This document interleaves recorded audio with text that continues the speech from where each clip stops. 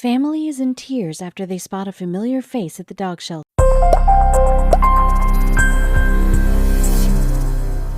For Chuck and Alicia James, a dog made all the difference in their household. Reckless, the family pit bull, knew when the parents of three could use encouraging licks. He could make the whole crew laugh until their bellies hurt. He made their house a home, which made their mistake all the more painful. While preparing for a storm set to blast their city, the Jameses left one detail unaccounted for that cost them their beloved canine. They didn't realize the hurricane would push them into the most atypical adoption journey. Superstorm Sandy, which hit the U.S. East Coast in 2012, will go down in history as one of the costliest, most destructive hurricanes in American history. It imposed nearly $70 billion in damage and forever changed some families. Affecting 24 states and, along with a post-tropical cyclone, causing at least 147 deaths in the northeastern United States, Canada, and the Caribbean. As stated by the National Hurricane Center, Superstorm Sandy was a monster. The James family experienced that firsthand. Though Chuck, Alicia, and their three children, Alexandra, Kelsey, and Liam, were lucky to have their health, Sandy took something from them. The storm had destroyed the fencing of their Keansburg, New Jersey home, which was keeping their dog from getting out. With the fence torn down, Reckless, the couple's brown and white terrier pit bull mix, ran away. "We had a collar on the dog, but it got caught on the fence and came off," said Chuck. They searched hard for Reckless, but they couldn't spend eternity searching for him. When Alexandra's 10th birthday rolled around, over a year after Reckless escaped, the couple thought it'd be the perfect time to finally adopt another pooch. Knowing they could never replace their friend, they visited the Monmouth County SPCA. At the shelter, an employee first introduced the James family to an adorably scrappy dog named Lucas. The doggo had brown and white short fur and appeared to be some sort of a mutt. He had an incredible backstory. "After Sandy, we had so many animals being turned in," Jerry Rosenthal, the president and CEO of the animal shelter, explained to CNN. "Many of these poor things had their home destroyed and wound up losing their way." Jerry relayed that 3-year-old Lucas was brought to the shelter in November 2013 after an employee witnessed him aimlessly roaming the streets of New Jersey. He was in terrible shape. Due to Lucas's condition upon entering the shelter, experts assumed the dog had spent a period living with another family, or at least being fed, before escaping once again. Enamored by the dog's story, the family got to know him a little better. After initially observing Lucas's pant, jump, and simply walk around the shelter, the James family noticed that the short and stout pit bull mix had an eerie resemblance to their beloved Reckless. It was heartwarming to be reminded of an old friend. But then Lucas reacted. He jumped 3 feet in the air. He immediately recognized us. And then the tears came. "There wasn't a dry eye in the place," Chuck stated. Was it a miracle? If they were truly in the presence of their missing Reckless, how would they know for sure? "He was a little heavier and it had been a while. But then my wife saw the scar on his head and immediately we started tearing up. We found our dog," Chuck said. By May 2014, the James family's home was still in ruins, leading them to pack up whatever belongings survived the storm and move into a hotel. But they didn't mind. Reckless was back at their sides. One family member in particular was the most enthusiastic. Alexandra was ecstatic when she was reunited with Reckless, as the two had a close bond. While on a family camping trip, Chuck told CNN that the duo had been inseparable since the unforeseen reunion. "The kids are happy and this whole thing has been an amazing experience," said Alicia. "The only thing I can say now is I'm finally on vacation with all the members of our family," Chuck warmly said. "We really could shed a tear at the wholesome happy ending." In Jerry's eyes, the James family's story, which obviously had a happy ending, only further highlighted the importance of getting your pet microchipped. Things would have played out much differently if Reckless had been microchipped to begin with. "If Reckless had been microchipped, we could have reunited him with his family much sooner," he said. "The process entails implanting a rice-sized chip into your pet's skin in order to electronically identify him or her. We love happy endings. I always tell people our goal is to prevent animals from coming into the shelter, except when we can get them back to their original owners," Jerry continued. "It's a joyful day for everyone when lost fur babies can see their loved ones' smiling faces again." If Reckless were microchipped, he could have been reunited with the James family in November 2013, more than 6 months prior to when they were actually reunited. Perhaps fate truly played a part in this story. Call it fate or maybe an animal's intuition. Once they were reunited with their beloved dog, the Jameses were shocked to learn how many families had similar experiences. It really is a wonder how some animals just always find their way home. Joe and Ade from Stubbington, Hampshire, got Charlie when he was just 7 weeks old. He was the sweetest little black and white kitten, and the couple was happy to welcome him to his forever home. Charlie lived a happy life with his new parents in the English suburban village of Stubbington. They trusted Charlie enough to let him walk around the south coast of England, confident he'd always make it home safely. This went on for 9 years, so imagine the Hayes shock when one day, in 2006, Charlie never came back home to his family. They did their best to avoid panicking, as that wouldn't solve anything. Instead, they made it their mission to find their fur baby. The anguished couple put up lost cat posters around the neighborhood and desperately contacted local veterinarian offices and animal shelters, in hopes that someone brought Charlie in. Alas, this was all to no avail. Sadly, life had to go on. Joe and Ade couldn't grieve forever. The couple wound up packing up and moving to a neighborhood over 2 miles from the house that they once raised Charlie in. The couple hadn't visited their previous charming village in quite a while, but Joe took a visit to the town they once called home when her mother was looking to purchase property in that region in 2012. Anything for Mom? My mom's sister and I were looking at a place close to the house Ade and I lived in when Charlie went missing, said Joe. Being back in their old stomping grounds brought back memories of Charlie. If it wasn't for the bungalow my mom and sister and I were looking at, we wouldn't have been around there, she continued. Perhaps there was more than one reason Joe was brought back to the area. It originally seemed like just an uneventful trip back to her old neighborhood, when suddenly Joe spotted an oddly familiar-looking black and white cat outside a house. It looked like a replica of Charlie.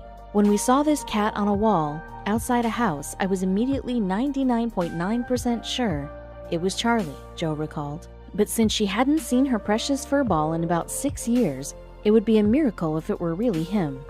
He was a lot skinnier but came straight over to me and responded to his name, Joe explained. But of course, the cat could have just been responding to sound. She needed to know for sure.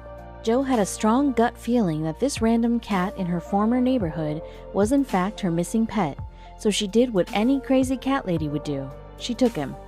Joe immediately booked it to the animal shelter she worked at as a receptionist to check the wandering mystery cat for a microchip, as her and her engineer husband had one implanted in Charlie. The microchip test would reveal the truth.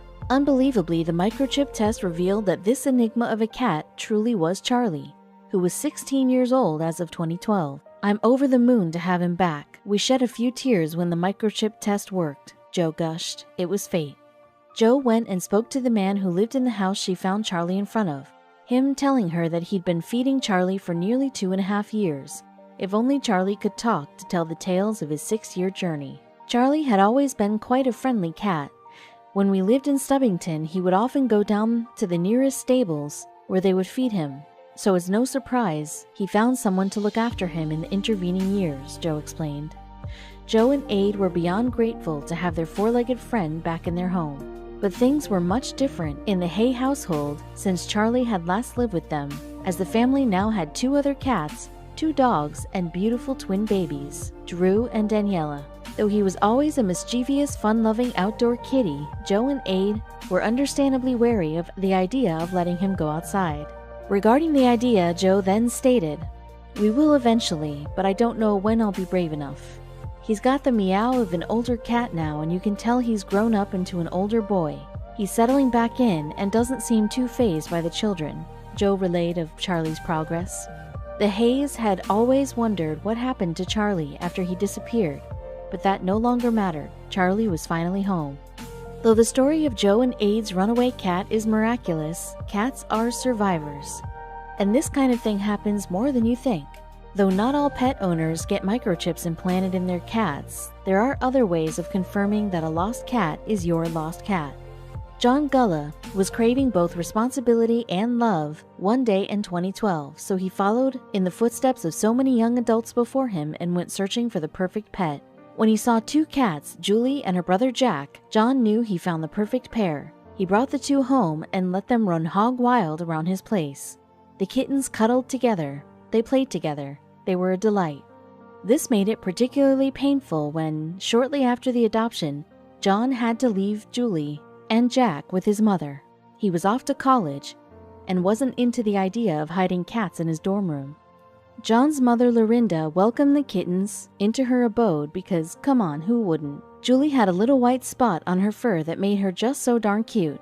But her joy in living with the 2 kittens was unexpectedly cut short. Being that she was a cat and prone to bizarre fits of panic, Julie took off running one day, just scooted out the door and headed down the street. I couldn't find her, Lorinda recalled. I was just beside myself. Devastated by the breakup of his dynamic kitten duo, John teamed up with his mom to find the missing feline. They wandered the neighborhood, hanging up posters, jingling bags of cat treats, and calling Julie. Frantic searches for the cat halted, however, when doctors diagnosed John with lymphoma. With a fight for his life now ahead of him, he could no longer focus on the cat he so dearly loved. 6 years passed. John beat cancer, married his longtime girlfriend, found a new job, and set up shop in Indianapolis, 25 miles away from his old home in Carmel. Things were looking up, but he never stopped thinking about Julie. Perhaps it was for that reason his mother was browsing Paw Boost Lost and Found Pets, a page on Facebook dedicated to reuniting pet owners with, well, their lost pets. A certain post on it piqued her interest. A woman named Christine McKeon wrote that she'd recently seen a cat under a shed in her backyard. The cat, she noted, was skittish and just a little bit mean. It didn't sound anything like Julie. Most concerning of all was that the post didn't mention the white spot on Julie's belly, which would have been a good detail to include, Lorinda thought, were someone trying to find the cat's owner. Still, even after 6 years, she, like John, was drawn to the idea that Julie was definitely still out there, looking for them. She knew they'd be kicking themselves for the rest of their lives if they didn't follow up with Christine. So John made the drive, white-knuckle clenching the steering wheel in anticipation. In less than half an hour, he arrived at Christine's house and stood before the shed a mean stray black cat called home. With every ounce of love he could muster, just as he and his mother had done 6 years before in the streets of suburbia, John called Julie's name, and nothing happened. But understanding that cats are cats and don't really come when you call them, John gave it another go. "Julie," he called. "Julie." Then 2 glowing eyes peeked out at John from under the darkness beneath the shed. John in her sights, the cat once called mean and skittish emerged. "She came out running from under the shed," Christine called. Like, "Oh hey, I know this guy." Soon she was face to face with John. And then she started purring like a lawnmower engine. She rubbed against John's legs and, after he bent down to pick her up, she crawled right up onto his shoulders. Still, John needed to be convinced this was his Julie. "I turned her around and I said, 'Does she have a white spot?'" John explained. The folks gathered around confirmed. She had a white spot on her stomach. John couldn't believe it. After 6 years, he finally found his cat. In that moment of reunion, John pet Julie and noticed her fur was surprisingly well kept. To him, it meant that she only recently moved in under the shed. Someone had been taking care of her over the years. Delighted to have his cat back, John looked forward to another reunion. Julie and Jack's. Would the siblings even remember the short time they spent together? Would they get along? All of John's anxieties melted away, however, when he put Julie down beside Jack for the first time. The 2 went right back to their old tricks, running around and playing together. John was overwhelmed. "It's almost like seeing a ghost or something," he said of seeing Julie in his home. Still, this was one ghost John was happy to have haunt his house. John couldn't help but be thankful to whoever cared for Julie over those years. There wasn't a chance in the world she would have made it on her own over that time. Oddly, though, some animals do prove surprisingly self-sufficient on their own. In November of 2018, for instance, when one of the most destructive wildfires in California history ripped through the Golden State, people were forced to make tough choices. Animals were too. For Andrea Gaylord, the decision to abandon the home that had been in her family for 10 generations was one of the hardest she'd ever made. But even as she watched as the centuries-old home went up in flames, something else made her heart ache more. As the campfire made its way through paradise, Andrea's guard dogs, Madison and Miguel, had taken off and vanished without a trace. Though she and her husband had searched tirelessly for their beloved pets, the encroaching blaze forced the couple to flee, leaving the fate of the dogs unknown. Andrea and her husband fled to a nearby shelter, where, alongside hundreds of other evacuees, they waited for the fire to be extinguished. All the while, thoughts of Madison and Miguel never left her mind. Finally, after 17 days of non-stop firefighting, the raging campfire blaze was contained. Like her fellow Paradise residents, Andrea was eager to return home, hoping somehow her dogs had survived. But when she and her husband attempted to leave the shelter, they were told that Paradise was still too unsafe to return to. That's when she contacted Shayla Sullivan of Canine Paw Print Rescue, who had actively been rescuing lost pets from areas affected by the campfire. After learning of the situation, Shayla vowed to do whatever she could to reunite Andrea with Madison and Miguel.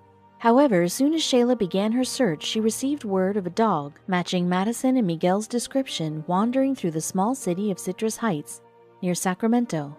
The city was 85 miles south of Paradise. Shayla drove down there, and when she arrived, she was stunned to find the dog described to her was, in fact, Miguel. Unbelievably, the dog had traveled from Andrea's home in Paradise and had been picked up by another local rescue organization. Andrea was overjoyed when she heard the news about Miguel, but Shayla wasn't satisfied with finding just one of the two pooches. And so, loading up her car once more, Shayla headed for Paradise. The roads were barely navigable as Shayla made her way through the once vibrant town, a graveyard of charred homes and vehicles peering out at her from beneath the ashes of burnt treetops. Forget dogs for a second. With so much destruction, was it possible anything could have survived? Upon reaching Andrea's burned-down property, however, Shayla got her answer. As she surveyed the scorched earth, Shayla noticed movement in the pile of rubble that was once the 100-year-old home. She approached, her heart beating wildly. It was Madison. Apparently, the faithful guard dog had returned after the fire had been extinguished and was now sitting watch over his former home. But even with the dog alive and well, there was still one challenge that Shayla would have to face.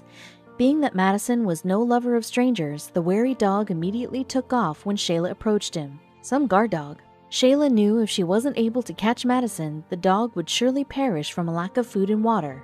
Shayla needed a plan. So after leaving some fresh water and a bowl of food out for Madison, Shayla returned to Andrea to share the good news and relay her difficulty in catching him. The pair was stumped over the predicament, but devised the perfect method for luring the protective pup back home. Using an article of Andrea's clothing, Shayla used the smell to calm Madison and draw her back to the property. And when the guard dog returned, he found his owners and brother waiting there for him. The tearful reunion was marked by excited licks and yelps from Madison, who was then fed a hefty bag of his favorite treat, Wheat Thins. Even in the face of catastrophe, Madison stayed loyal to his family and protected the home at all costs. In all the destruction, this loyalty was not lost on Andrea. "You are the best dog," she told Madison through joyful tears. "The best."